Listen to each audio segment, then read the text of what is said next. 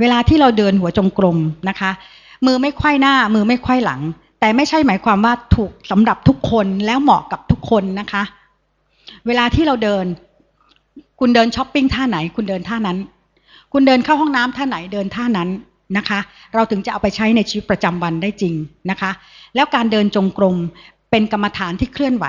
นะคะหลวงปู่ดูลเนี่ยท่านเขียนไว้ในหนังสือท่านเลยนะคะสมาธิที่ยังลงถึงความสงบแล้วนะคะด้วยการเดินจงกรมจะมีกำลังมากกว่านั่งหรือนอนนะคะแล้วเราสามารถไปใช้ในชีวิตประจำวันได้จริงๆนะคะหลายท่านที่เดินจงกรมแล้วลองกลับไปสังเกตนะคะว่า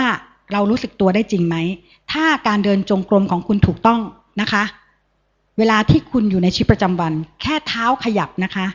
จิตมีสติตื่นเราเรียกว่า alert มันตื่นขึ้นเลยนะคะคุณนั่งอยู่บนโต๊ะทำงานเนี่ยแค่คุณสะบัดปากกานะคะจิตจะตื่นเลย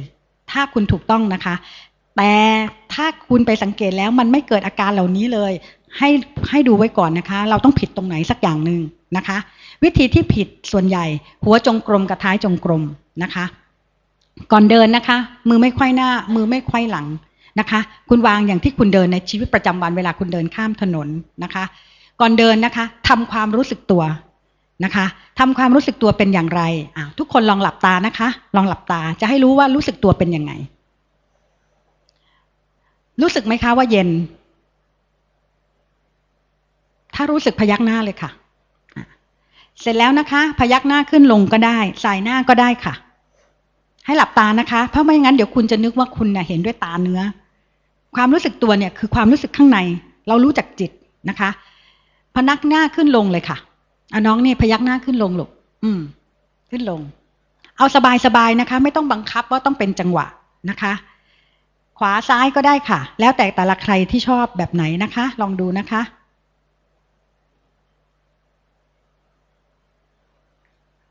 ลองยิ้มสิคะ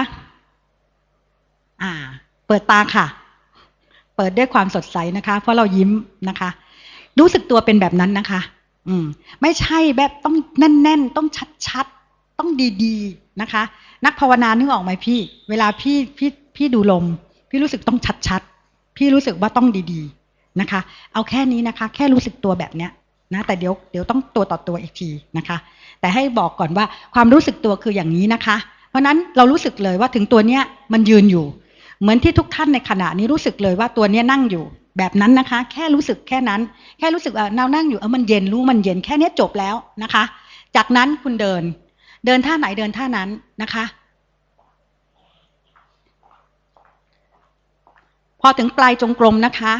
หยุดยังไม่ทำอะไรนะคะแค่รู้สึกถึงว่าตัวนี้หยุดละตัวนี้ยืนอยู่แล้วก็หมุนธรรมชาตินะคะไม่ต้องจังหวะไม่ต้องบัลลังก์นะคะรู้สึกตัวพอรู้สึกตัวเสร็จยังไม่เดินนะคะถ้าตอนนี้คุณหมุนปุ๊บแล้วคุณเดินนะคะจิตกระเด็นเลยเพราะมันจะเดินด้วยความโลภละเพราะจิตมันไปก่อนกายแล้วนะคะกายกับใจเนื่องกันนะคะเนื่องกันนะคะเพราะนั้นคุณทำความรู้สึกตัวตัวนี้ยืนอยู่แล้วเราก็เดินนะคะ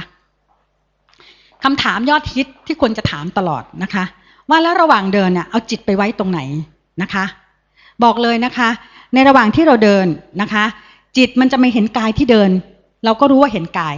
นะคะจิตมันจะเห็นว่ามันไหลไปคิดก็รู้ว่าไหลไปคิดแล้วแต่ว่าตอนนั้นอะไรเด่นนะคะอันนี้ตอบคำถามพี่นะคะจิตตอนนั้นถ้าอะไรเด่นรู้ว่ามันเด่นนะคะเราไม่สนใจเพราะในระหว่างนั้นคือเวลาที่เรามารู้ความจริงของกายกับใจนะคะคราวนี้เวลาเราเดินไปสักพักเนี่ยเดี๋ยวสติมันจะค่อยๆกลับนะคะสติมันจะถี่ขึ้นเราจะเห็นเลยเดี๋ยวมันก็ไหลไปคิดเดี๋ยวก็ไหลไปคิดพอไหลไปคิดบ่อยๆเราดูไม่ทันแล้วนะคะตอนนั้นกลับมาดูเลยว่าจิตเขาฟุ้งซ่านนะคะพอจิตเขาฟุ้งซ่านแล้วเป็นยังไงไปดูเลยว่าไม่ชอบใจเราไม่ชอบฟุ้งซ่านนะคะไม่ใช่ไปดึงกลับมานะพี่นึกออกไหมไม่ใช่ไปดึงกลับมาพอดึงกลับมามันจะแน่นนะคะให้เรารู้แบบนี้ค่ะแล้วเราก็เดินเล่นๆอย่างเงี้ยค่ะธรรมะนะคะธรรมชาติธรรมดาของกายกับใจเราไม่ใช่ของคนอื่นนะคะไม่ใช่ไปดูคนอื่นนะดูตัวเรานะคะเพราะนั้นเราเดินไปอย่างนี้แหละนะรูปเคลื่อนไหวใจเราเป็นคนดูเราเห็นตัวเนี้ยมันเดินเหมือนหุ่นยนต์นะคะแล้วเราก็หยุดนะคะทำความรู้สึกตัวนี้ยืนอยู่หมุน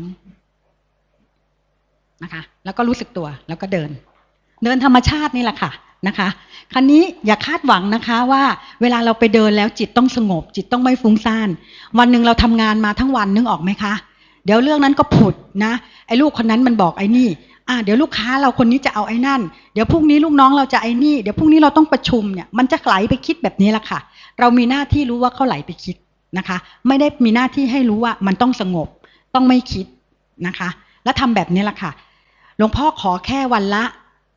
กี่นาทีคะ10 นาทีแค่นี้นะคะเวลาที่เราทำรูปแบบนะคะสำคัญคือความต่อเนื่องไม่ใช่ปริมาณนะคะปริมาณนึกออกไหมคะบางคนบอกฉันตั้งใจเลยพรรษานี้นะฉันจะทำวันละ1 ชั่วโมงนึกออกไหมคะพอวันละ1 ชั่วโมง3 วันแรกทำได้7 วันแรกทำได้พอวันที่10มันเริ่มไม่ชั่วโมงแล้วล่ะแต่มันก็ยังชั่วโมงอยู่เพราะว่าเราตั้งไว้แต่ตอนนั้นเนี่ยคุณจะทำด้วยความอึดอัดมากทำด้วยความกดข่มนะคะมันไม่สบายแล้วพอไม่สบายมันจะไม่เห็นสภาวะจริงๆของกายกับใจว่าเขาทำงานอย่างไรนึกออกไหมคะ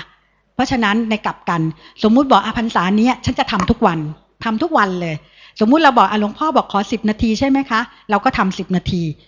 วันนี้เราทำได้15 นาทีนึกออกไหมอีก5 นาทีเนี่ยเป็นกำไรเราหยอดกระปุกไว้ก่อนแต่ถามว่าไอ้คนทำชั่วโมงนึงนะ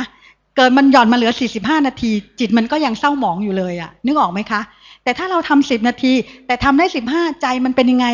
มันอิ่มบุญนึกออกไหมวันนี้ทำได้ตั้ง15แล้วนะเดี๋ยวพรุ่งนี้ฉันจะทำอีกคนที่ทำถูกหลักนะคะจิตจะมีฉันทะแล้วคราวนี้แหละฉันทะวิริยะจิตตะวิมังสามาเอง